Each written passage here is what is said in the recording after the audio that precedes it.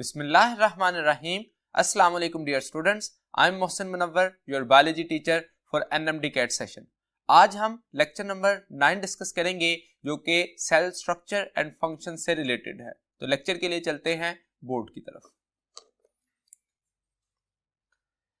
Cell structure और function में जो आज की कॉन्सेप्ट्स हम डिस्कस करेंगे उसमें सबसे पहले हम ऑर्गेनल न्यूक्लियस और उसके डिफरेंट कंपोनेंट्स की बात करेंगे, माइटोकॉन्ड्रिया, लाइसोसोम्स, प्लास्टिड्स जिसमें मेनली क्लोरोप्लास्ट के बारे में हम डिस्कस करेंगे।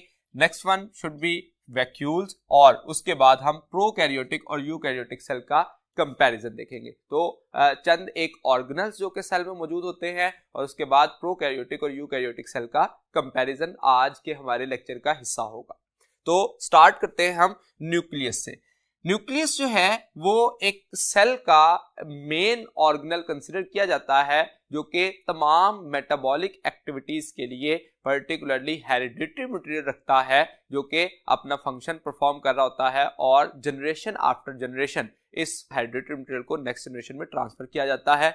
अगर हम डिस्कवरी की बात करें तो जो न्यूक्लियस है उसको पहली दफा रॉबर्ट ब्राउन ने डिस्कवर किया 1831 में। इससे पहले यह कंसिडर किया जाता था cell is an empty space जो कि रॉबर्ट हुक का कॉन्सेप्ट था और उसको रॉबर्ट ब्राउन ने गलत साबित किया by discovering the nucleus within the cell. Secondly इसकी प्रोमिनेंस जो है ये comparatively slightly darker than surrounding cytoplasm होता है जिस वजह से ये एक प्रोमिनेंट ऑर्गेनल कंसिडर किया जाता है as compare to other part of the cell. इसका रोल देखें तो that control life and activity of cell through hereditary material. तो इससे वो तमाम जो एक्टिविटीज ऑफ लाइफ है उसको मेंटेन किया जाता है और उसकी मेंटेनेंस की वजह हेरिडिटरी मटेरियल है। इसको governor house of the cell भी कहा जाता है because it has to govern all the activities of the cell as well as life. इसकी लोकेशन देखें तो न्यूक्लियस जो है प्लांट सेल में पेरिफेरल साइड पर होता है due to presence of large centralized vacuole, जबकि एनिमल सेल में स्मॉलर वैक्यूल्स होने की वजह से that occupy the central space. Shape के अकॉर्डिंग देखें तो that is normally spherical but sometime it में बी इरेगुलर जिसमें डिफरेंट लॉब्स हो सकते हैं जैसा कि व्हाइट ब्लड सेल के डिफरेंट टाइप्स के अंदर बाइलॉब या मल्टी लॉब न्यूक्लियस जो है वो कंसिडर किए जाते हैं। So it can be irregular. Number के अकॉर्डिंग देखें तो some of the cells can be enucleated यानी कि when they becomes mature so their nucleus will be removed और डिस्ट्रॉयड जिसकी वजह से उसको इन्यूक्लिएटेड कहा जाता है such as red blood cells. तो इन्यूक्लिएटेड में हमारे पास एग्जांपल आती है रेड ब्लड सेल्स की जिसको रेड ब्लड कर्पस्कल्स का नाम दिया जाता है। यूनिन्यूक्लिएटेड में देखें तो मेनी ऑफ ह्यूमन सेल जो है वो यूनिन्यूक्लिएटेड मतलब सिंगल न्यूक्लियस रखते हैं और बाइन्यूक्लिएटेड में भी हमारे पास कुछ एग्जांपल्स आती हैं जैसे कि पैरामीशियम जो है उसके पास मैक्रोन्यूक्लियस और माइक्रोन्यूक्लियस मौजूद होता है। इसी तरह से मल्टी न्यूक्लिएटेड में स्केलेटल मसल ऐसे सेल्स हैं जिनमें पर्टिकुलरली एक से ज्यादा न्यूक्लियस होते हैं। सो मल्टी न्यूक्लिएटेड कंसीडर किए जाते हैं। तो इसका मतलब एक ही सेल के अंदर एक से ज्यादा न्यूक्लियस भी हो सकते हैं, दो न्यूक्लियस या सिंगल। इस तरह से सिनोसिटिक हाइफी देखें तो वो भी मल्टी न्यूक्लिएटेड होता है। सो नंबर के हिसाब से हम कह सकते हैं nuclei are variable in number in case of a cell. Visibility देखें तो डिवाइडिंग सेल और नॉन डिवाइडिंग सेल में इसकी विजिबिलिटी डिफरेंट होती है। डिवाइडिंग सेल के अंदर पर्टिकुलर न्यूक्लियस जो है वो मौजूद होता है जिसके डिफरेंट कंपोनेंट जिसमें न्यूक्लियर मेम्ब्रेन, न्यूक्लियोप्लास्ट और उसके साथ साथ न्यूक्लियोलस एंड क्रोमेटिन मटेरियल जो कि अल्टीमेटली डिवाइडिंग सेल में क्रोमोसोम में कन्वर्ट हो जाता है और न्यूक्लियर एनवेलप डिसअपीयर हो जाती है, न्यूक्लियोलस डिसअपीयर हो जाता है। तो न्यूक्लियस जो है वो डिवाइडिंग सेल और नॉन डिवाइडिंग सेल में अपीयरेंस डिफरेंट शो कर रहा होता है। इसके अलावा हम अगर कंपोनेंट्स की बात करें एक न्यूक्लियस की तो न्यूक्लियस के कंपोनेंट में तीन बुनियादी कंपोनेंट कंसीडर किए जाते हैं जिसमें न्यूक्लियर मेम्ब्रेन, न्यूक्लियोलस और क्रोमेटिन मटेरियल जो कि क्रोमोसोम के तौर पर बिहेव करता है। अगर हम इन तीनों कंपोनेंट को वन बाय वन डिस्कस करें तो उसके लिए चलते हैं नेक्स्ट बोर्ड की तरफ। जैसा कि एक न्यूक्लियस का जब हम जनरल स्ट्रक्चर की बात करते हैं तो उसमें न्यूक्लियस की जो आउटर पेरिफेरी की लेयर होती है उसमें न्यूक्लियर मेम्ब्रेन जो कि कंटिन्यूअस होती है एक पर्टिकुलर स्पेसिस से, तो कंटिन्यूटी की वजह से यहां से इसका जो स्ट्रक्चर बनता है that is the nuclear envelope. इस न्यूक्लियर एनवेलप में दो चीजें होती हैं, न्यूक्लियर मेम्ब्रेन और उसके साथ साथ न्यूक्लियर पोर्स। तो इस तरह से ये न्यूक्लियर एनवेलप की फॉर्मेशन होती है जिसमें न्यूक्लियर पोर्स मौजूद होते हैं। इसके साथ साथ इसके इंटरनल साइड पर न्यूक्लियर मटेरियल मौजूद होता है that is present in the fluid जो कि न्यूक्लियोप्लाज्म कहलाता है, और एक डार्कली स्टेन्ड रीजन होता है जो कि नॉन मेम्ब्रेनस है, उसको नाम दिया जाता है न्यूक्लियोलस। तो ये वो बेसिक कंपोनेंट है जो कि एक न्यूक्लियस के स्ट्रक्चर को शो कर सकते हैं। तो सबसे पहले हम न्यूक्लियर मेम्ब्रेन की बात करते हैं। तो एक न्यूक्लियर मेम्ब्रेन जो है वो रोल क्या प्ले करती है, that is responsible to separate nuclear material from cytoplasm. तो इसकी वजह से जो मटेरियल सेल साइटोप्लाज्म की तरफ जाना है या टुवर्ड्स द न्यूक्लियस आना है, तो इसके लिए ये न्यूक्लियर पोर्स जो है उनको इस्तेमाल किया जाता है, वरना साइटोप्लाज्मिक मटेरियल जो है उसको सेपरेट रखा जाता है from the nuclear material by the help of nuclear membrane. ये डबल मेम्ब्रेन है जो कि आउटर रीजन इसका एंडोप्लाज्मिक रेटिकुलम के साथ कनेक्टेड होता है, जबकि इनर मटेरियल जो कि पर्टिकुलरली न्यूक्लियोप्लाज्म होता है वो इनर मटेरियल को कवर कर रहा होता है। सो इसका मतलब ये डबल मेम्ब्रेनस है। अब ये डबल मेम्ब्रेनस जो है इसमें न्यूक्लियर पोर्स बनते हैं by the continuation of outer and inner membrane. जैसा कि यहां पे देखिए ये आउटर मेम्ब्रेन है और ये इनर मेम्ब्रेन है, ये कंटिन्यूस हो गई इस पर्टिकुलर पोजीशन से। इसी तरह से यहां से, और इसकी वजह से इसके दरमियान में एक न्यूक्लियर पोर कॉम्प्लेक्स की फॉर्मेशन हो जाती है। अब वो न्यूक्लियर पोर कॉम्प्लेक्स जो है वो अलाउ करता है मटेरियल को between nucleus and it's cytoplasm, और इसका ये फ्रीली मूवेबल नहीं होते, बल्कि यहां पे खास किस्म की प्रोटीन्स मौजूद होती हैं जो कि इस फ्लो को रेगुलेट कर रही होती हैं। सो इसकी जो न्यूक्लियर पोर है इसकी formation continuous at certain point of outer and inner membrane की वजह से होता है। इसका रोल क्या है, that allow exchange of material between nucleus as well as cytoplasm. Number देखें तो वेरिएबल नंबर होता है, अनडिफरेंशिएटेड सेल्स में इनकी तादाद ज्यादा होती है। जैसा कि अगर हम अनडिफरेंशिएटेड सेल में एग सेल की बात करें, हाईली अनडिफरेंशिएटेड सेल, तो उसके अंदर 30,000 टू 40,000 तक न्यूक्लियर जो पोर्स हैं वो हो सकते हैं, जबकि डिफरेंशिएटेड सेल में रेड ब्लड सेल्स के अंदर तकरीबन 3 to 4 न्यूक्लियर पोर मौजूद होते हैं। अब नंबर जो है वो ज्यादा या कम होने की वजह क्या है, that is actually the exchange of material.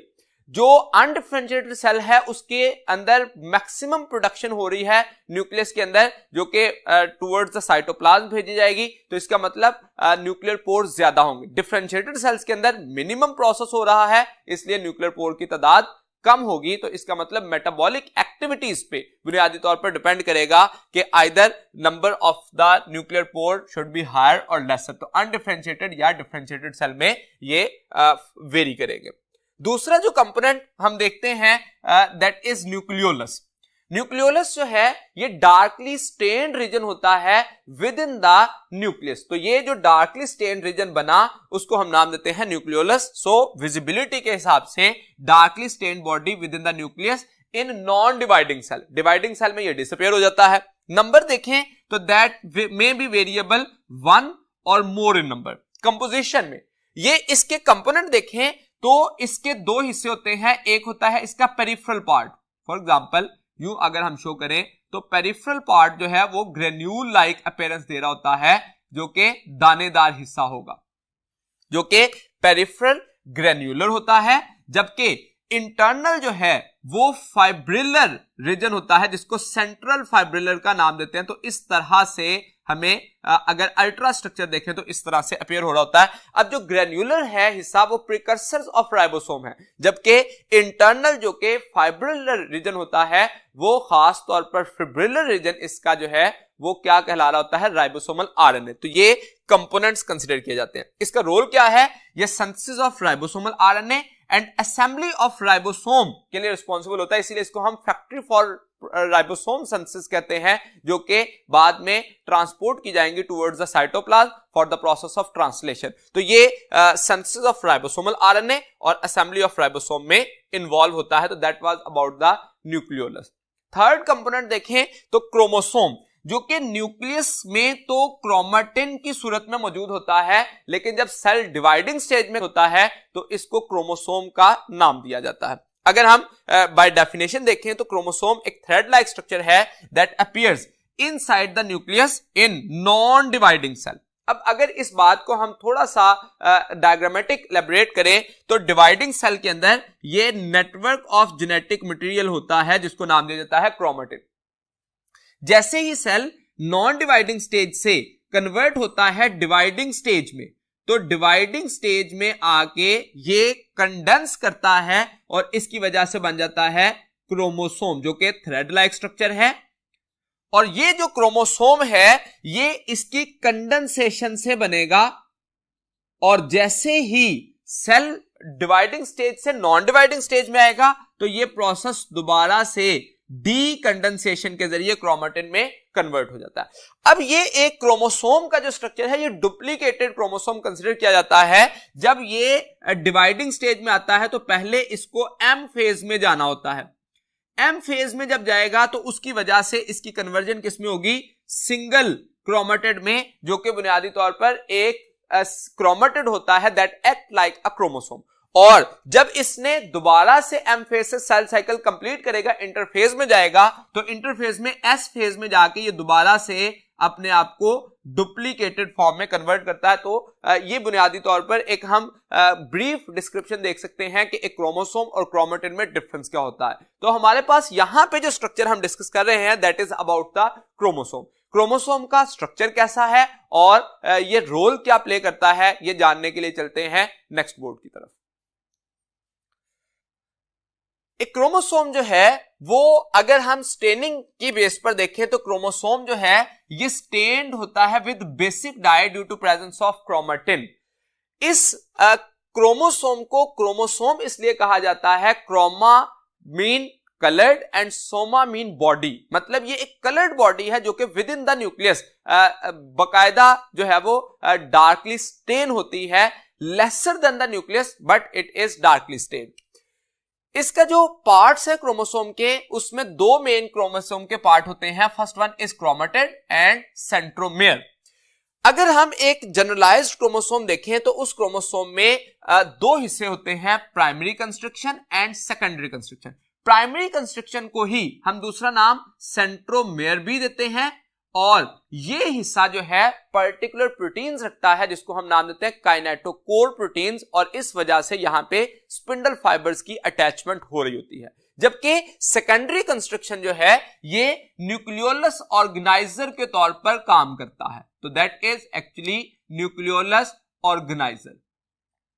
एक जो क्रोमोसोम है उसके टिप पर दो किस्म के पार्ट होते हैं, सेटेलिटिक डीएनए और टेलोमेरिक डीएनए। तो ये दो किस्म के पर्टिकुलर रीजन जो हैं वो क्रोमोसोम पर मौजूद होते हैं, जो कि खास तौर पर सेटेलिटिक डीएनए की बात करें तो नॉन ट्रांसक्राइब्ड रीजन होता है, जो कि हाईली रेपिटेटिव सीक्वेंस कंसिडर किया जाता है। अब अगर हम इसी को एक जो है क्रोमोसोम का स्ट्रक्चर पे देखें इन अ जनरल व्यू, तो ये एक टिपिकल क्रोमोसोम शो किया गया जिसमें सेंट्रोमेयर होता है और दूसरा arm of the chromosome chromatid कहलाता है। इस आर्म के दो पार्ट होते हैं on either side of the centromere. तो यहां पे क्रोमेटिड जो है अगर ये डुप्लीकेटेड हो जाए तो इस क्रोमोसोम के इस तरह से दो क्रोमेटिड बन जाते हैं that are called as sister chromatid to each other. तो दोनों के पास जो है वो डीएनए एंड प्रोटीन, तो अगर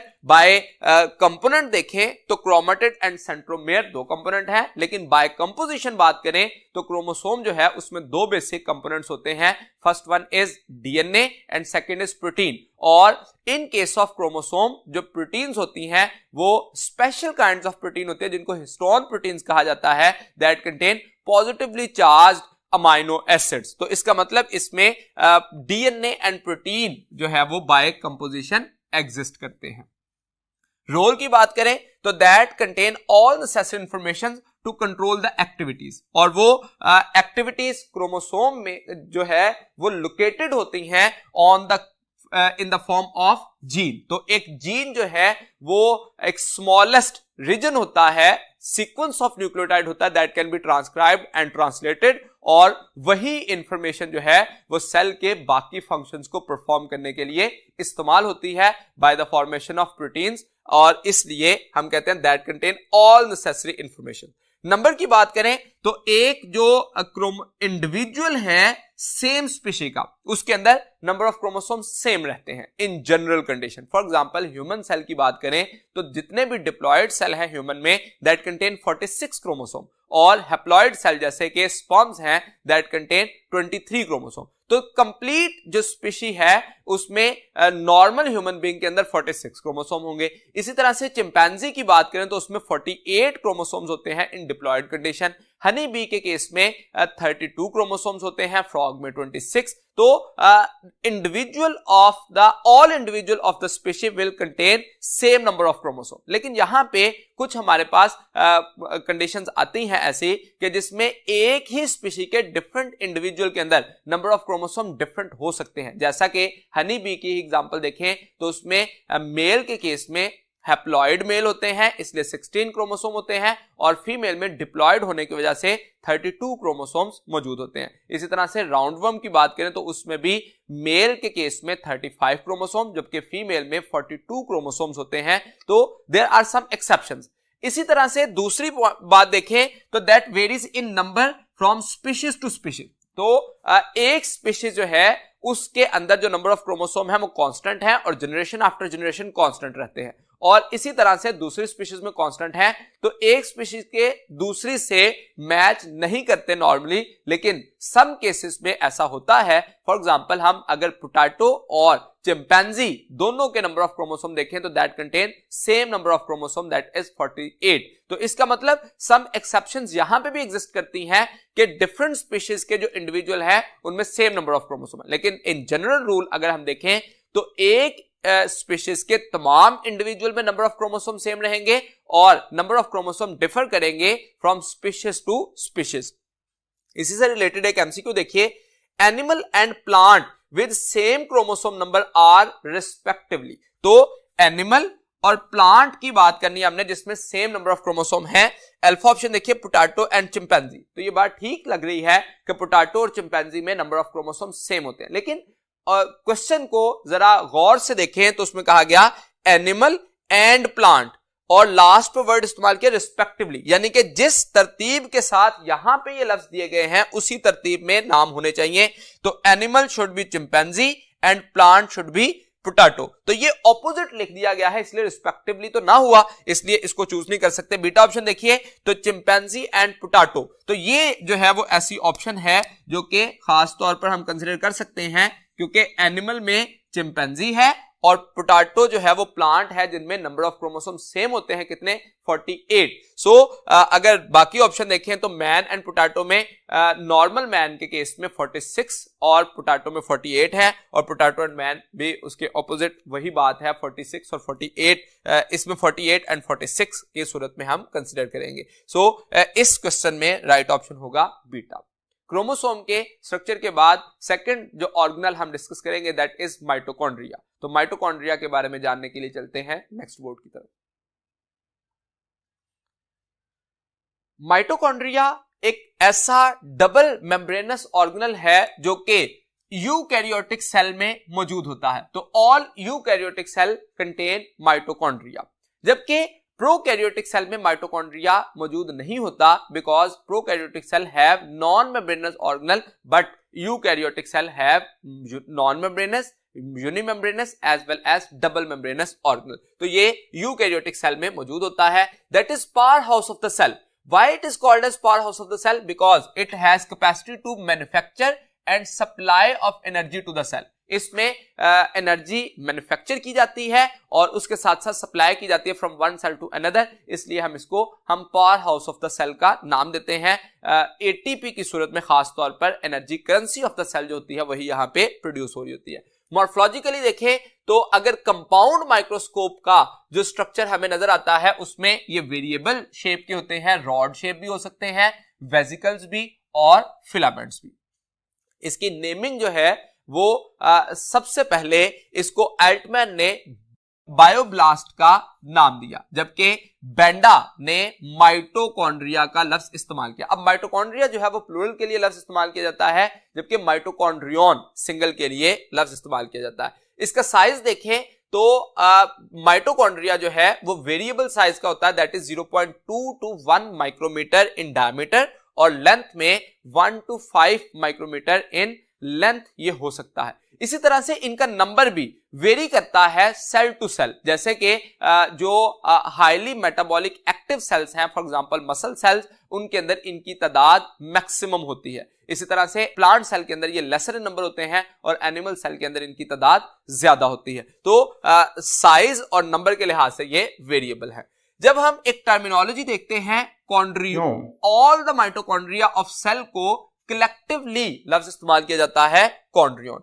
एक माइटोकॉन्ड्रिया का स्ट्रक्चर देखें, जब हम इलेक्ट्रॉन माइक्रोस्कोप में देख रहे होंगे तो इलेक्ट्रॉन माइक्रोस्कोप में हमें जो स्ट्रक्चर अपीयर होता है इसका वो कैसा है, that is double membranous structure, जो कि आउटर मेम्ब्रेन जो है वो स्मूथ होती है और इनर मेम्ब्रेन जो है वो फोल्डिंग्स बना रही होती है, and these foldings are called as cristae. तो क्रिस्टी किसे कहा जाता है, that is foldings of inner membranes.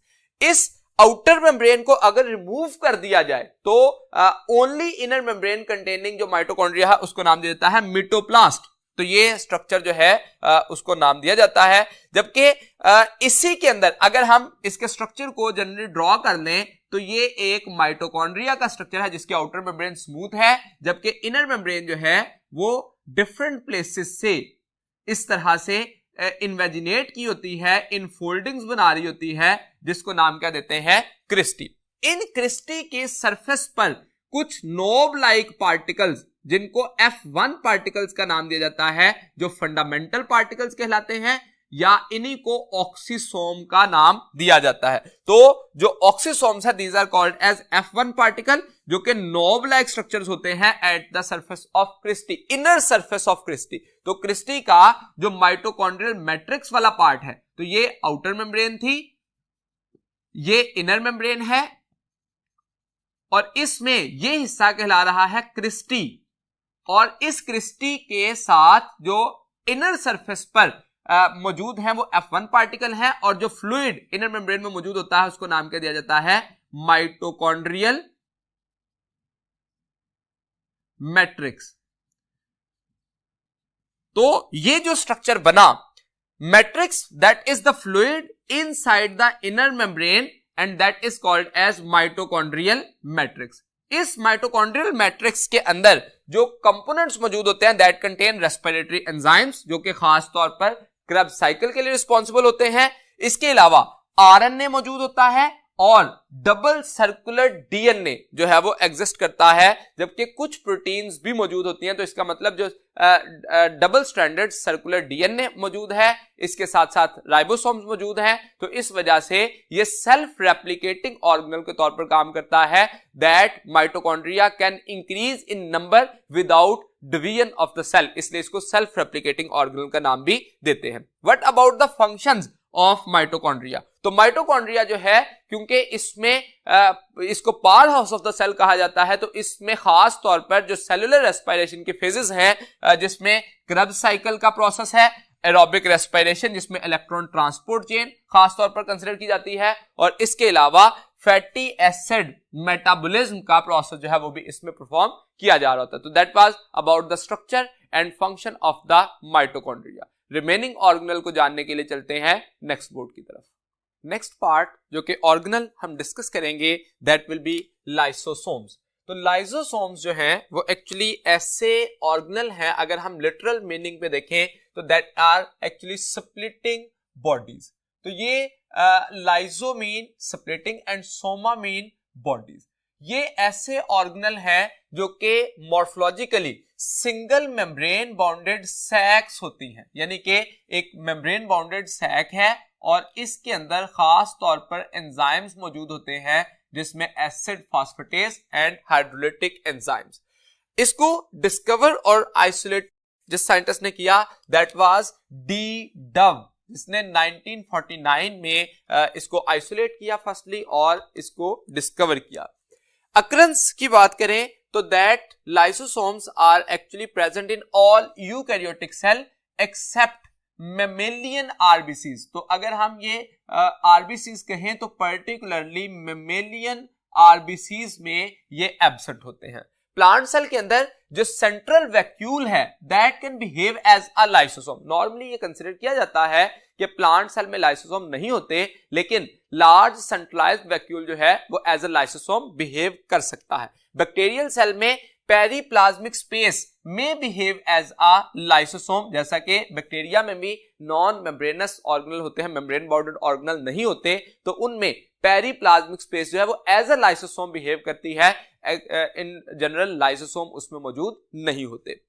इनकी कंपोजिशन में एक्चुअली मेम्ब्रेन बाउंडेड सैक होती है विच कंटेन डिफरेंट एंजाइम्स, और उन एंजाइम्स में खास तौर पर एसिड फास्फेटेज और हाइड्रोलिटिक एंजाइम्स होते हैं जिसमें कार्बोहाइड्रेज है, न्यूक्लियेसिस है, लाइपेजेस है और उसके साथ साथ प्रोटीएजेस। तो ये मुख्तलिफ हाइड्रोलिटिक एंजाइम इसमें मौजूद होते हैं। टाइप्स देखें तो सबसे पहले हम बात करते हैं प्राइमरी लाइसोसोम की। अब अगर इसकी फॉर्मेशन की बात करें या ओरिजिन कहें तो अगर एक सेल का स्ट्रक्चर देखें, फॉर एग्जांपल ये न्यूक्लियस है, न्यूक्लियस के बाहर जो है एंडोप्लाज्मिक रेटिकुलम का स्ट्रक्चर इसके साथ एसोसिएटेड होता है जो कि नेटवर्क ऑफ ट्यूब्यूल्स होती हैं। इन से जो ट्रांसपोर्ट वेसिकल्स निकलते हैं that contain particular proteins. Rough endoplasmic reticulum पे प्रोटीन्स बनेंगी, उन प्रोटीन्स को जो है वो स्मूथ एंडोप्लाज्मिक रेटिकुलम से बर्डेड ऑफ वेसिकल के अंदर जो है वो बाउंड किया जाएगा और फिर ये वेसिकल जो है वो फ्यूज करके बना रहे होंगे सिस्टर्नी। तो यहाँ पे जो गोल्जी प्लेटस की सिस्टर्नी की फॉर्मेशन जो है वो हो रही होती है और फिर ये जो सिस्टर्नी है इनसे बर्डेड ऑफ होने वाले सेक्रेटरी वेसिकल जो हैं जो इससे बर्ड ऑफ होते हैं जिसमें प्रोसेसिंग ऑफ दैट प्रोटीन होती है that can behave as a primary lysosome. तो these are called as primary lysosome. अब जैसे ही प्राइमरी लाइसोसोम जो है वो बाहर से आने वाले सेल मेम्ब्रेन में फ्यूज होने वाले फूड वैक्यूल एंडोसाइटोसिस के जरिए जब फूड वैक्यूल जो है वो सेल के अंदर आता है तो इस फूड वैक्यूल के साथ जब प्राइमरी लाइसोसोम बाइंड करता है तो उनको नाम क्या दिया जाता है, सेकेंडरी लाइसोसोम। अब जो सेकेंडरी लाइसोसोम है उसमें खास तौर पर फूड वैक्यूल के साथ वो बाइंड करता है और उसकी वजह से उसमें मौजूदा फूड को डाइजेस्ट किया जाता है और साइटोप्लाज्म में अब्सॉर्ब कर दिया जाता है। अब वो स्ट्रक्चर जो कि डाइजेस्टेड फूड को अब्सॉर्ब होने के बाद वो लाइसोसोम जिसके अंदर सिर्फ और सिर्फ अनडाइजेस्टेड फूड रह जाए उसको नाम दिया जाता है रेजिडुअल बॉडीज और टर्शरी लाइसोसोम। ये मुख्तलिफ सेल्स के अंदर जो मौजूद रहता है, जैसे यूनिसेलुलर सेल में इसको एक्सक्रीट कर दिया जाता है एक्सोसाइटोसिस के जरिए, जबकि मल्टीसेलुलर में ये मौजूद रहता है। ऑटोफेगोसोम या साइटोलाइसोसोम जो है वो उसे कहा जाता है जो कि सेल के इंटरनल पार्ट के साथ, auto mean itself, phagy mean eating, तो इसका मतलब सेल के इंटरनल पार्ट के साथ जो कि उसके ओल्ड और टॉर्न पार्ट्स होते हैं, for example mitochondrion and any other structure जो कि ओल्ड स्ट्रक्चर होंगे उनके साथ बाइंड करे तो उनको नाम क्या दिया जाता है, ऑटोफेगोसोम या साइटोलाइसोसोम। फंक्शन की बेस पे देखें तो फंक्शनल एस्पेक्ट में जो एक लाइसोसोम है वो इंट्रासेलुलर डाइजेशन यानी कि विद इन द सेल और एक्स्ट्रा सेलुलर डाइजेशन के प्रोसेस में इन्वॉल्व हो रहा होता है। अगर इंट्रासेलुलर डाइजेशन देखें तो हेट्रोफेगोसोम बनेगा, जो हेट्रो का मतलब डिफरेंट, इसका मतलब बाहर से आने वाला जो फूड वैक्यूल है जब उसके साथ बाइंड करेगा तो उस सेकेंडरी लाइसोसोम को एक्चुअली हेट्रोफेगोसोम का नाम दिया जाएगा। लेकिन अगर इंटरनल कंपोनेंट सेल के अपने ही ऑर्गेनल या टॉर्न पार्टिकल या सब्सटेंस के साथ जब बाइंड करेगा तो उससे जो स्ट्रक्चर बनेगा उसको नाम दिया जाएगा ऑटोफेगोसोम। अब जो बाहर से आने वाला सब्सटेंस है, जो बाहर से फूड वैक्यूल है, वो तो सेल के इंटरनल न्यूट्रिएंट के तौर पर उसके लिए इस्तेमाल होगा, जबकि बाहर से आने वाला सब्सटेंस के बाद जो इंटरनल पार्ट के साथ बाइंड किया है उसकी वजह से रिसाइकलिंग ऑफ द सब्सटेंस के लिए काम करेगा। जैसे माइटोकॉन्ड्रिया के पास डिफरेंट टाइप के मैक्रोमोलिक्यूल्स मौजूद हैं, तो उन मॉलिक्यूल्स को रीयूज किया जाएगा उस माइटोकॉन्ड्रिया को तोड़ के, तो इसका मतलब रिसाइकलिंग ऑफ द सब्सटेंस का काम किया जाएगा। इसके साथ साथ एसिमिलेशन, ये प्रोसेस कब होता है?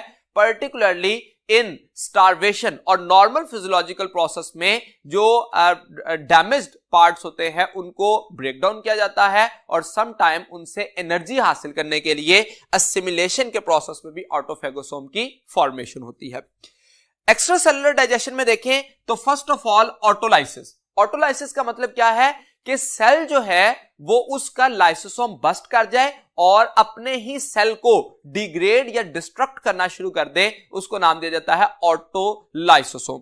इसके साथ साथ क्रेनोफेजी जो है एक ऐसा प्रोसेस कंसीडर किया जाता है जिसमें जब एक्सेसिव सेक्रेशन जो हो जाए, फॉर एग्जांपल हार्मोन्स जो हैं जब एक्सेसिव हो जाए, तो उनको डाइजेस्ट करने के लिए जो प्रोसेस किया जाता है दैट इज कॉल्ड एज क्रेनोफेजी। जबकि एक्सोसाइटोसिस और सेल सिक्रीशन में समटाइम लाइसोसोम जो हैं वो उनको आउटसाइड द सेल सिक्रीट किया जाता है, जो कि मुख्तलिफ किस्म के प्रोसेस के लिए रिस्पॉन्सिबल होता है। जैसे खास तौर पर ऑस्टियोक्लास्ट जो बोन डिसॉल्विंग सेल्स हैं वो ये काम कर रहे होते हैं। इसके अलावा इंजरी के टाइम पे जब जो रिपेयर ऑफ ब्रोकन बोन में जो एक्सेसिव सिक्रीशंस हो जाती हैं तो उसमें रीमॉडलिंग ऑफ बोन के लिए भी ये प्रोसेस जो है वो काम कर रहा होता है, जो कि एक्सोसाइटोसिस या सेल सिक्रीशन कहलाता है। That was about the structure and functions of the lysosome. There are some problems related to lysosome जो कि lysosomal storage diseases या simply storage diseases कहलाती हैं। तो ये क्या है?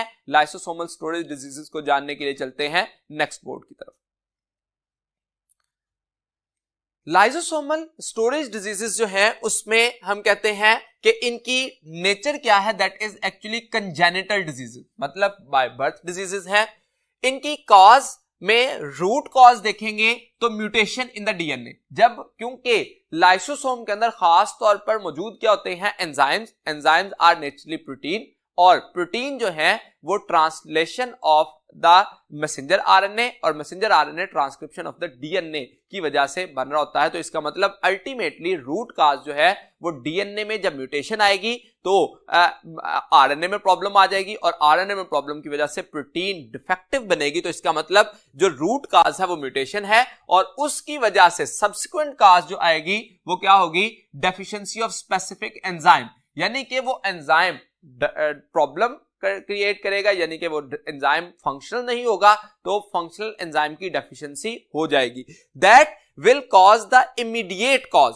इसकी वजह से जो इमीडिएट प्रॉब्लम आएगी वो क्या होगी? तो इमीडिएट कॉज देखें तो that is responsible for storage of the substance. मुख्तलिफ किस्म के जो सब्सटेंस हैं जिनको डिग्रेड किया जा रहा था, डाइजेस्ट किया जा रहा था बाय द लाइसोसोमल एंजाइम्स, वो स्टोर होना शुरू हो जाएंगे, जिसमें अप्रोक्सीमेटली 20 टाइप्स की लाइसोसोमल स्टोरेज डिजीजेस जो है वो अभी तक हम जानते हैं, जिनके बारे में अंडरस्टैंडिंग मौजूद है। लेकिन उसमें से 2 डिजीजेस को हम आज के लेक्चर में डिस्कस करेंगे, ग्लाइकोजिनोसिस टाइप 2 डिजीज और उसके साथ साथ टे-सैक्स डिजीज। ग्लाइकोजिनोसिस टाइप 2 में क्या होता है? ग्लाइकोजिनेज एंजाइम की डेफिशिएंसी हो जाती है, जिसकी वजह से स्टोरेज ऑफ ग्लाइकोजन स्टार्ट हो जाती है and that glycogen can leads to the deposited in the liver sales.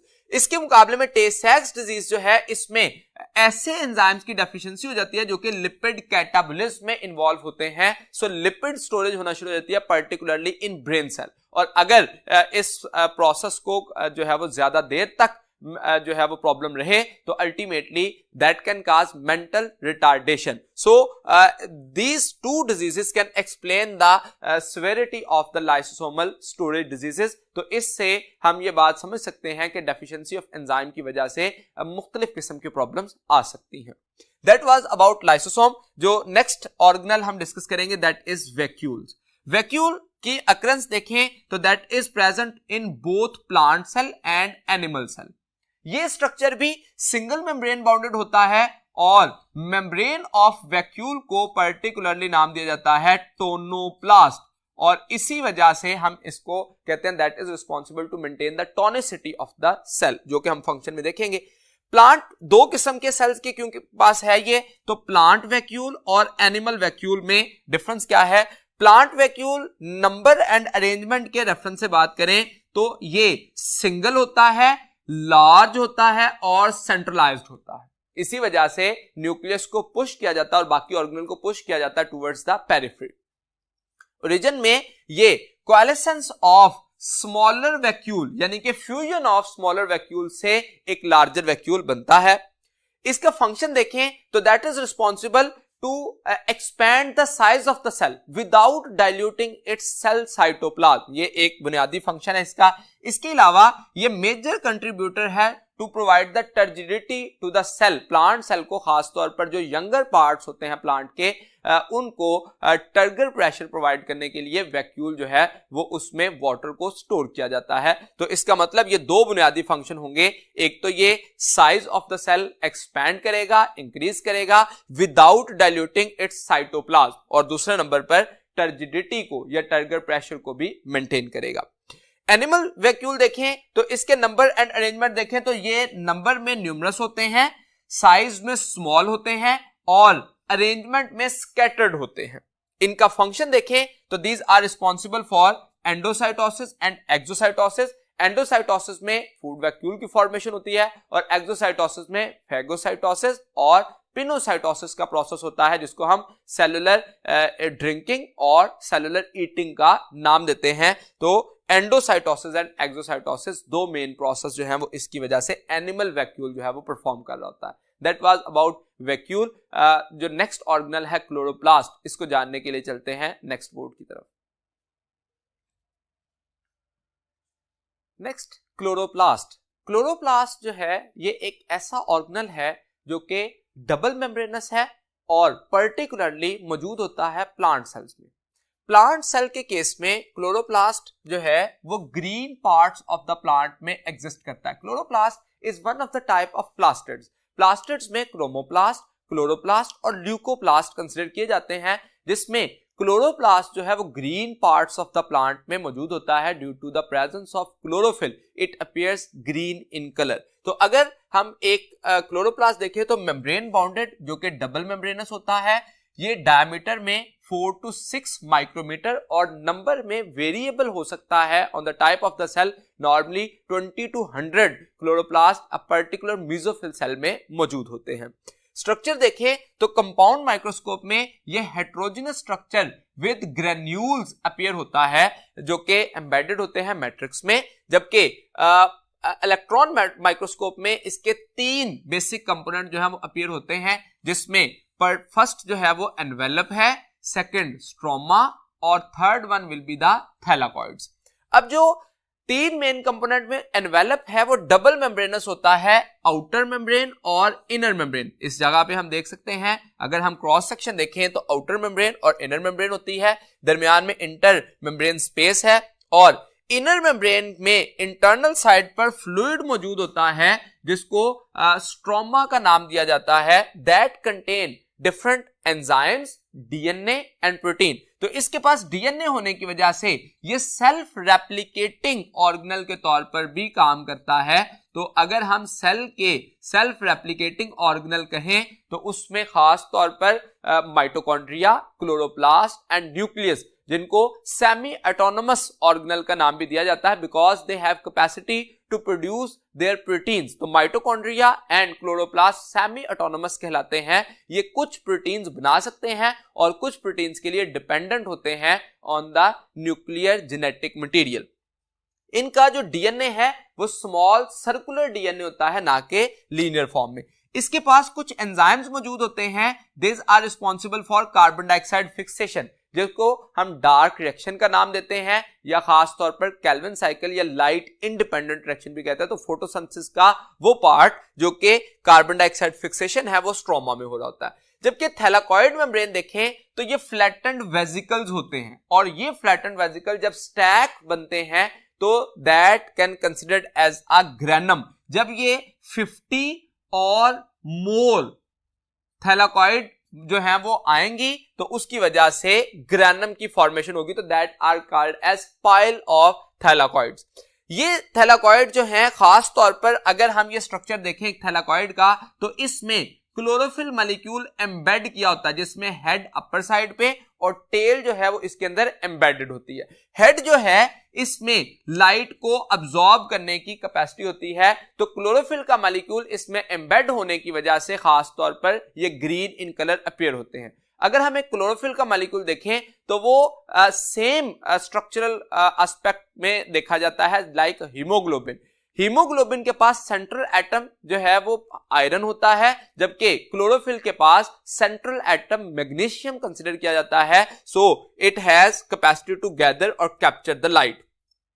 Granum को जब बहुत सारे ग्रैनम इकट्ठे होते हैं तो that are collectively called as grana, और ग्रैनम को एक दूसरे के साथ कनेक्ट करने के लिए जो स्ट्रक्चर होता है दैट इज कॉल्ड एज इंटरग्रैनम। तो ये इंटरग्रैनम कंसीडर किया जाता है, that is non green in colour. तो इस पूरे स्ट्रक्चर में जो ग्रीन इन कलर पार्ट होता है वो थैलाकॉइड होती है due to the presence of chlorophyll molecule. That is about the structure of the chloroplast. अगर हम फंक्शन की बात करें तो ये मेसोफिल सेल में खास तौर पर मौजूद होते हैं और फोटोसिंथेसिस के लिए site for the photosynthesis consider किए जाते हैं, जहां पे खास तौर पर कार्बोहाइड्रेट की प्रोडक्शन की जाती है और specifically glyceraldehyde 3 phosphate Calvin cycle के जरिए प्रोड्यूस किया जा रहा होता है इन द स्ट्रोमा। तो फोटोसिंथेसिस में लाइट डिपेंडेंट रिएक्शन में NADPH और ATP की प्रोडक्शन की जा रही होती है by the absorption of light by chlorophyll molecule, और उसके बाद फिर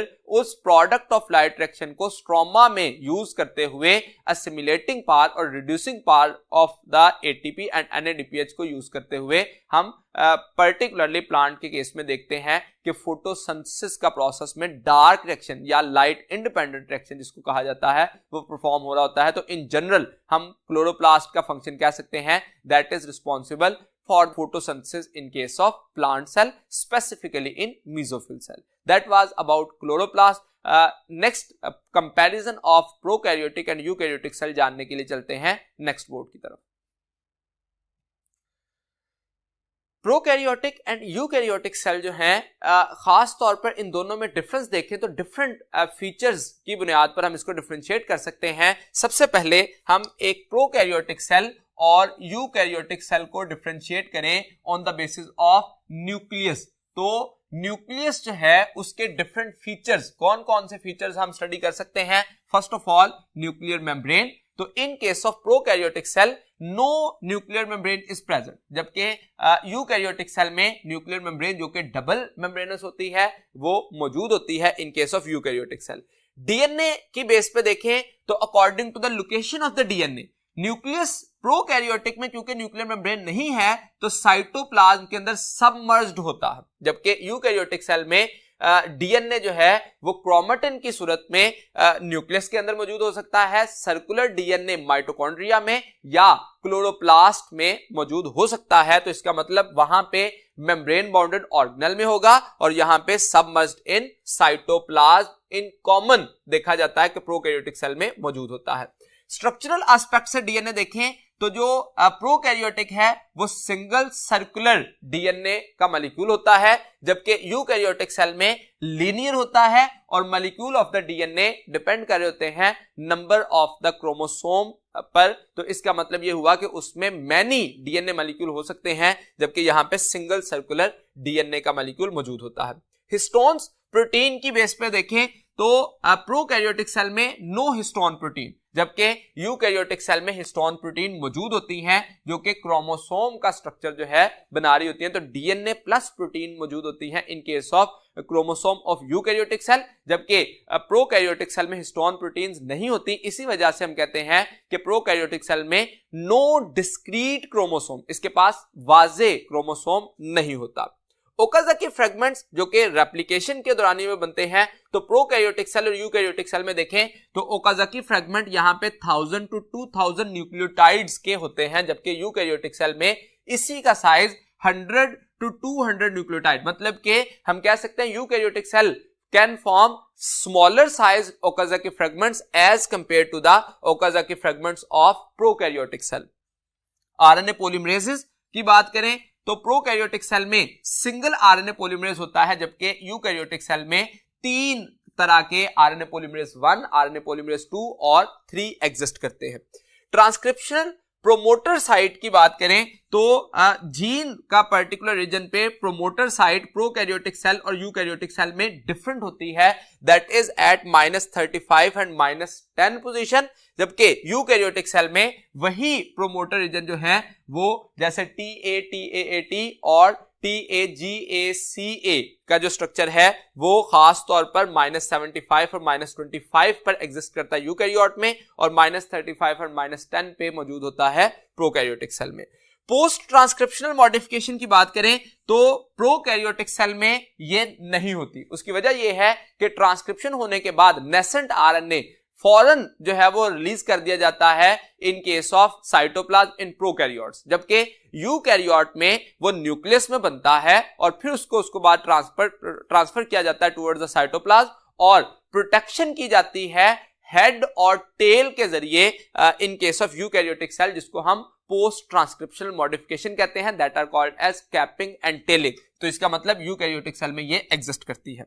रिस्ट्रिक्शन एंडोन्यूक्लियसेस देखें तो प्रोकैरियोटिक सेल में मौजूद होते हैं, जो कि बाद में इनको जेनेटिक इंजीनियरिंग के पर्पस में भी इस्तेमाल किया गया, लेकिन प्रोकैरियोटिक सेल, बैक्टीरियल सेल इसको अपने डिफेंस के तौर पर इस्तेमाल कर रहे होते हैं, जो पर्टिकुलरली वायरसेस जो हैं जब उस पर अटैक करते हैं बैक्टीरियोफेजेस, तो उनके डीएनए को डिग्रेड करने के लिए इन रिस्ट्रिक्शन एंडोन्यूक्लियसेस को इस्तेमाल करते हैं, जबकि जनरली यूकैरियोटिक सेल में रिस्ट्रिक्शन एंडोन्यूक्लियसेस नहीं होते। नंबर ऑफ क्रोमोसोम देखें तो सिंगल सर्कुलर डीएनए होता है, तो इसमें कॉमनली 1 कंसिडर किया जाता है, और अगर स्पेसिफिकली कहें तो हम कहते हैं नो डिस्क्रीट क्रोमोसोम। जो एक ही क्रोमोसोम लाइक स्ट्रक्चर जिसको क्रोमेटिन बॉडी या न्यूक्लियोइड कहा जाता है सिंगल होता है, इसलिए बैक्टीरियल सेल या प्रोकैरियोटिक सेल हमेशा हैप्लॉइड होंगे। लेकिन जब हम यूकैरियोटिक सेल की बात करेंगे तो यूकैरियोटिक सेल हैप्लॉइड भी हो सकते हैं और डिप्लॉइड भी हो सकते हैं। That was about the difference between prokaryote and eukaryote on the basis of nucleus. इसके अलावा सेल मेम्ब्रेन और साइटोप्लाज्मिक ऑर्गेनेल की बेस पर भी डिफरेंशिएट किया जा सकता है, तो बाकी डिफरेंसेस को देखने के लिए चलते हैं नेक्स्ट बोर्ड की तरफ। प्रोकैरियोटिक और यूकैरियोटिक सेल में कंपैरिजन में डिफरेंट फीचर्स में से सेल एनवेलप की बेस पर अगर डिफरेंशिएट करें तो सेल एनवेलप में 3 बेसिक पार्ट्स होते हैं, स्लाइम, कैप्सूल और सेल वॉल। प्रोकैरियोटिक सेल में स्लाइम हो सकता है, कैप्सूल भी हो सकता है, लेकिन यूकैरियोटिक में स्लाइम और कैप्सूल एब्सेंट होते हैं। जबकि सेल वॉल की बात करें तो प्रोकैरियोटिक सेल में basic component of cell wall peptidoglycan होता है, लेकिन कुछ जो आर्कियोबैक्टीरिया है उनमें ग्लाइकोप्रोटीन्स भी मौजूद होते हैं। जबकि यूकैरियोटिक सेल में एनिमल सेल में सेल वॉल एब्सेंट होती है, जबकि प्लांट सेल में सेलुलोजिक सेल वॉल और फंगल सेल में काइटिनस सेल वॉल एग्जिस्ट करती है। तो इसका मतलब हम सेलुलोजिक या काइटिनस कंसीडर कर सकते हैं, जबकि animal cell have no cell wall.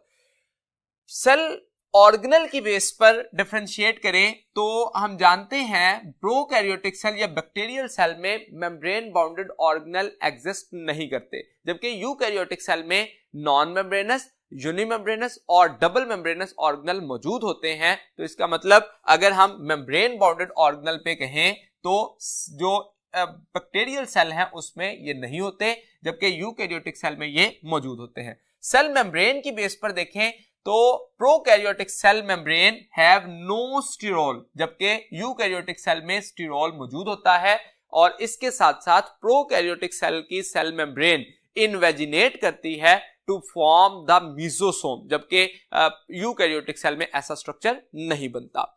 Ribosomes की बेस पर देखें तो प्रोकैरियोटिक सेल में रिलेटिवली स्मॉलर राइबोसोम्स होते हैं, जो कि खास तौर पर 50s प्लस 30s के कॉम्बिनेशन से जो है वो 70s स्वेटबर्ग यूनिट जो है वो हासिल करते हैं, जबकि यूकैरियोटिक सेल में 80s जो है वो 60s लार्जर सब यूनिट और 40s स्मॉलर सब यूनिट जो है वो कंबाइन करते हैं, तो उससे ये 80s की रेट ऑफ सेडिमेंटेशन हासिल होती है। अदर ऑर्गेनल्स या अदर डिफरेंसेस की बात करें तो इस बेस पे हम कह सकते हैं कि पिल्लाए देखें तो प्रोकैरियोटिक सेल में मौजूद होती है और उसमें जो मेन प्रोटीन है दैट इज पिलिन, जबकि यूकैरियोटिक सेल में पिल्लाए एग्जिस्ट नहीं करते। फ्लैजिलम की बेस पर देखें तो प्रोकैरियोटिक सेल की जो फ्लैजिला है दैट कंटेन फ्लैजिलेंट प्रोटीन, और यूकैरियोटिक सेल में यही जो फ्लैजिलम है उसमें ट्यूबुलिन प्रोटीन होती है। तो इसका मतलब प्रोटीन की बेस पर ये डिफर कर रहे होते हैं। इसके अलावा क्लोरोप्लास्ट पे देखें तो इसमें हम कहते हैं कि chloroplast as a membrane bounded organelle है, तो वो प्रोकैरियोट में एग्जिस्ट ही नहीं करता। लेकिन क्लोरोप्लास्ट में मौजूदा chlorophyll that is present in the prokaryotic cell in scattered form, क्योंकि वहां पे क्लोरोप्लास्ट नहीं है तो वो साइटोप्लाज्म के अंदर स्कैटर्ड होता है और वो बैक्टीरियो क्लोरोफिल कहलाता है। जबकि यूकैरियोट में ये थैलाकॉइड मेम्ब्रेन के साथ एसोसिएटेड होता है और खास तौर पर क्लोरोफिल ए, बी, सी और डी जो है वो मौजूद होते हैं। फूड स्टोरेज देखें तो प्रोकैरियोटिक सेल में glycogen as a source of food या स्टोर्ड फूड होती है, जबकि यूकैरियोटिक में एनिमल सेल में ग्लाइकोजन होगी और प्लांट सेल में stored food will be in the form of starch. Cell division की बेस पर देखें तो जो प्रोकैरियोटिक और यूकैरियोटिक सेल में बेसिक डिफरेंस है वो क्या है, मियोसिस का। मियोसिस का प्रोसेस प्रोकैरियोटिक सेल में नहीं होता, बल्कि माइटोसिस, जिसको स्पेसिफिकली हम नाम देते हैं कि ये स्ट्रक्चर जो है वो माइटोसिस का भी बाइनरी फिशन का काम कर रहे होते हैं। स्पेशल काइंड ऑफ माइटोसिस भी नहीं होती क्योंकि इसमें स्पिंडल फाइबर्स नहीं बनते, तो ये एनएस्ट्रल सेल कहलाते हैं, जबकि यूकैरियोटिक सेल में डायएस्ट्रल का नाम उनको दिया जाता है। सो यहाँ पे मियोसिस और माइटोसिस का प्रोसेस हो रहा होता है, इसके साथ साथ बाइनरी फिशन और मल्टीपल फिशन जो है वो यूकैरियोटिक सेल में भी देखते हैं, जबकि प्रोकैरियोटिक सेल बाइनरी फिशन के जरिए डिवाइड कर रहे होते हैं। साइज की बेस पे देखें prokaryotic cell is always microscopic, ये माइक्रोमीटर्स में इनका साइज होता है, जबकि यूकैरियोटिक सेल माइक्रोमीटर में भी हो सकते हैं और में भी अप टू सेंटीमीटर्स, या लार्जेस्ट अगर आप देखें तो मैक्रोस्कोपिक ऑस्ट्रिच एग जो है वो एक सेल कंसिडर किया जाता है। तो इसका मतलब ह्यूमन के केस में भी या जो इंडिविजुअल यूकैरियोट्स हैं उनमें लार्जेस्ट सेल जो होता है वो एग सेल होता है। So that can be macroscopic और माइक्रोस्कोपिक। एवोल्यूशनरी स्टेटस देखें तो प्रोकैरियोटिक सेल जो हैं वो सिंपल एंड प्रिमिटिव होते हैं, जबकि यूकैरियोटिक सेल एडवांस और कॉम्प्लेक्स कंसिडर किए जाते हैं।